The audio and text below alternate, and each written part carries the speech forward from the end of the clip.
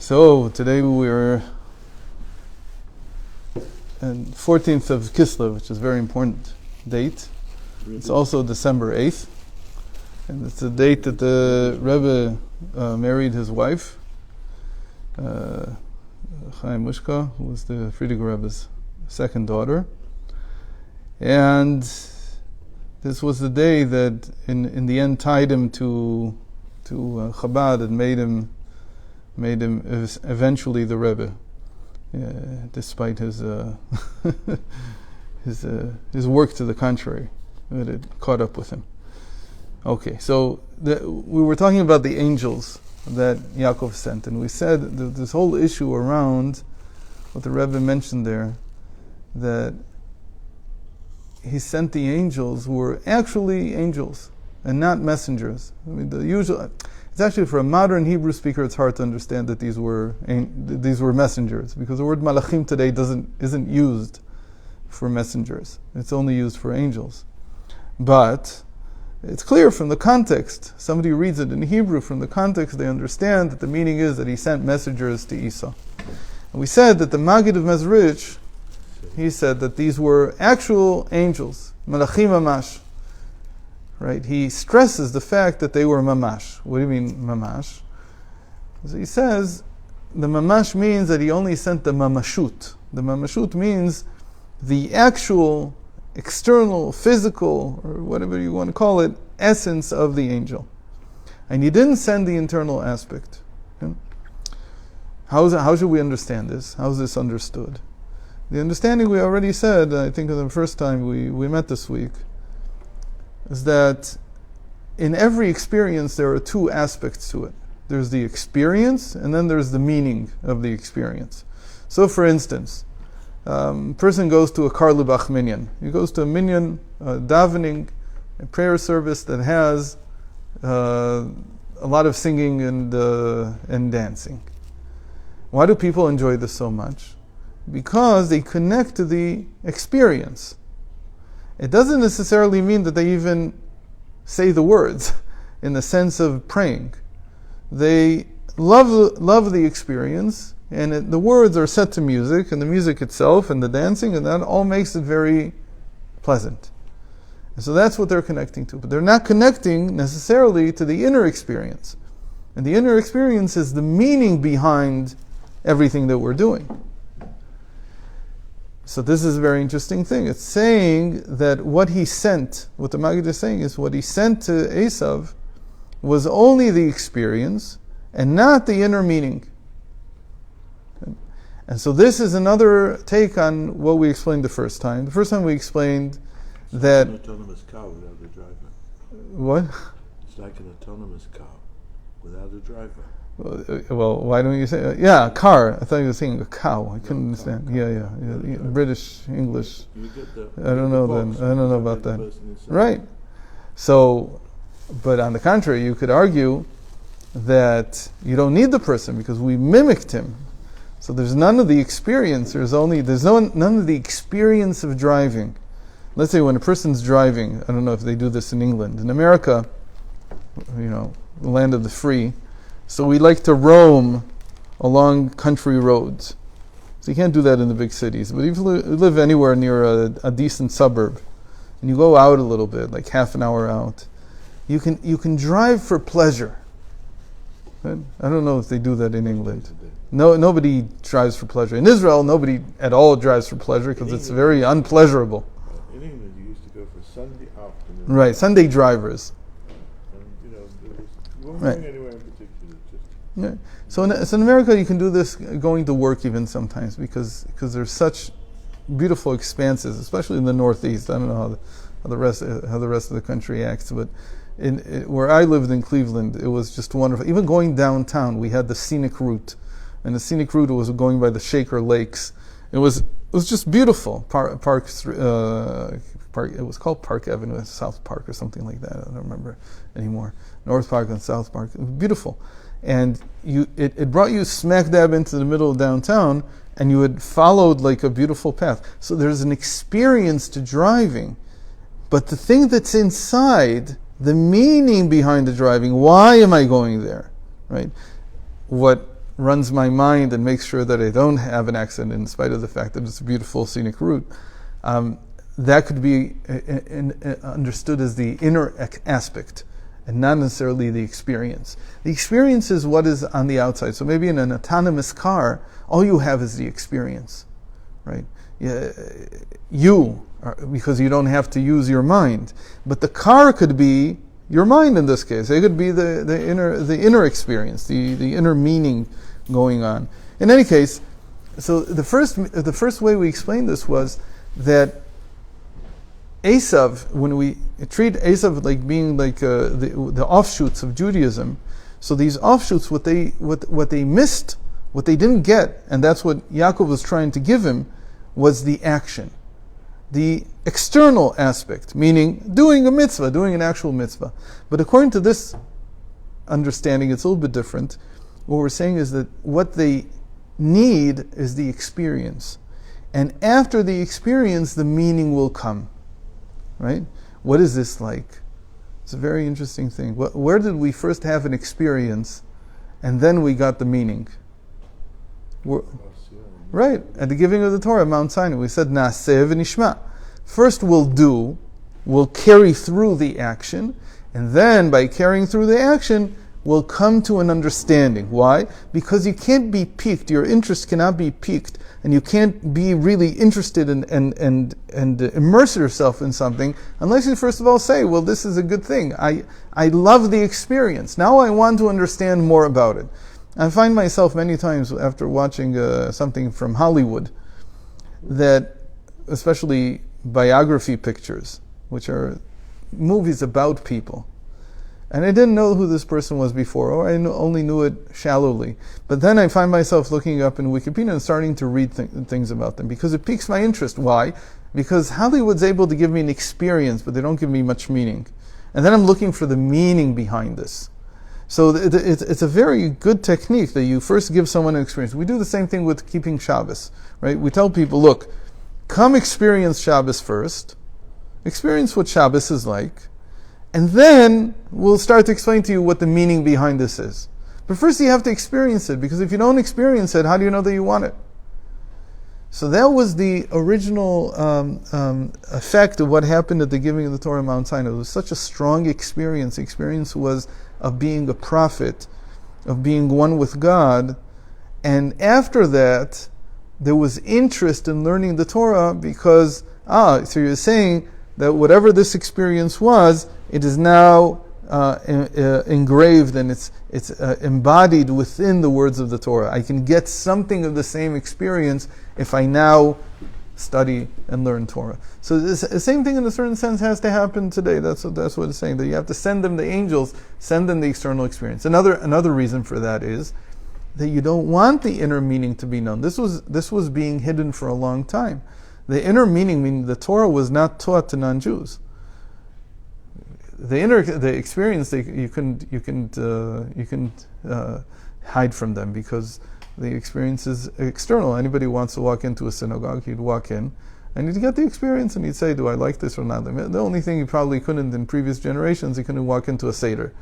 But everything else pretty much he could be invited to, and today even Seders are not off limits, and everything's open in terms of the experience. A non-Jew walks in Manhattan, and this nice young Jewish fellow comes up to him and says, "Are you Jewish?" And he knows what's coming next. So he says yes, but he's not a Jew.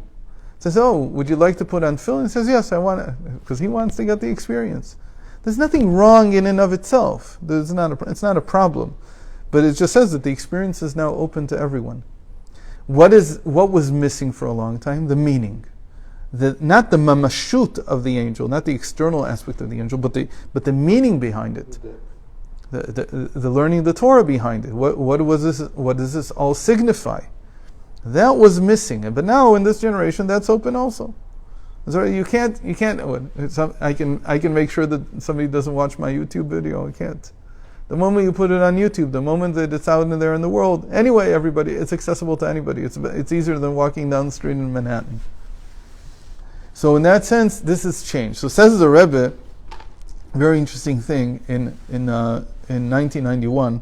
He has another take on this, And he says, ויש לומר שזהו אחד הטעמים ששלח מלאכים ממש. We need to say that this is one of the reasons that he sent actual angels, or the mamashut, the mamash of the angel. Why? מבלי להתחשב בכבודם של המלאכים שלא להטריחם. Without even taking regard of the angels. The angels are a big deal. We still have to explain this maybe tomorrow. But angels are a big deal. When I come and say that I'm sending an angel, let's say something like that. I'm able to do something like that. So that's a big deal. When we come in from shul on Shabbos evening, what do we say on Friday night? Shalom Aleichem Malachei Asharet. At the end we say, so we welcome in the angels that came with us. At the very end we say, Tzedchem l'shalom Alachei Shalom. May your exit be peaceful, angels of peace. So everybody's like, it's a common question. Why in the world do we show them the door? Basically what we're doing is, we're saying, oh, it's very nice that you came, now leave. Because it takes exactly 2 minutes to sing the song. And so right away you're saying them up. So the Rebbe was asked this question. Why is this a way to treat an angel? Let's say you really have an angel in your house. You really believe you have an angel here. So you're sending him away? You don't want to keep him.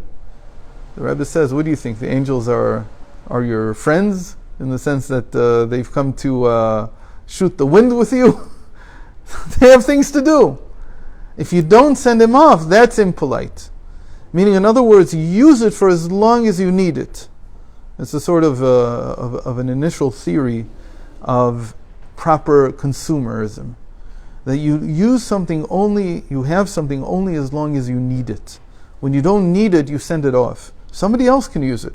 That's what the Baal Shem Tov used to say, that if I lose something, I should now pray that the person that found it should find good use with it. Why? Because apparently my use of it is finished. I don't need it anymore. And somebody else needs it more. So I should always look at the resources in the world as something that can be used by many people, not just by me. And only use them as much as I need them. And not just to spend them for nothing, not just blind consumerism. In any case, so he says, why would Yaakov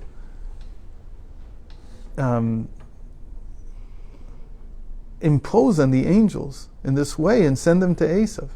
So in the text he said, "Higia azman lelech yachdav lageula," because it's now time to walk together to the redemption. Esau also. So who's this Esau? Hold on, we'll get to that in a second. ועוד ועיקר מבלי להתחשב בכך שבשעה שהולכים בשליחותו אינם יכולים למלא שליחותו של הקדוש ברוך הוא. And he says even more than that. When I'm sending the angels to Esau, then they can't serve God. They're serving me. כיוון שאין מלאך אחד עושה שתי שליחויות. Because an angel can't do two things at once. He only does one thing. מפני גודל החשיבות שבשליחות זו בנוגע לגאולה. Because of how important this is to send the angel to Esau, to get Esau aboard and to do the redemption together. שהיא תכלית השלמות לכל הבריאה כולה, כולל גם בריאת המלאכים, which is the purpose, is the final purpose of all of creation, including the creation of the angels.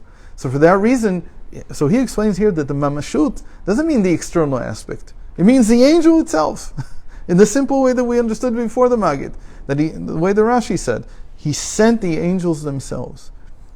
Because, says the Rebbe, of how important it is to get Esau with us together in this process of redemption. That without him, it won't happen. So that's another direction that the Rebbe takes. But the Rebbe here is not talking about Christianity at all. What is he talking about? He's talking about the lights of chaos. He's talking about the makif. He's talking about the fact that all of us have a remnant of a much more powerful existence, which was also unrectified, which was also prone to break, and it shattered and broke. So he says that you have to bring that with you into this whole story. What does that mean?